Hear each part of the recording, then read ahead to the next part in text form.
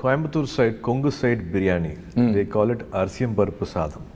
It is actually a veg. மஞ்சள் பூசும் வானம் தொட்டு பார்த்தேன், கொஞ்சி பேசும் தத்தை பேச்சை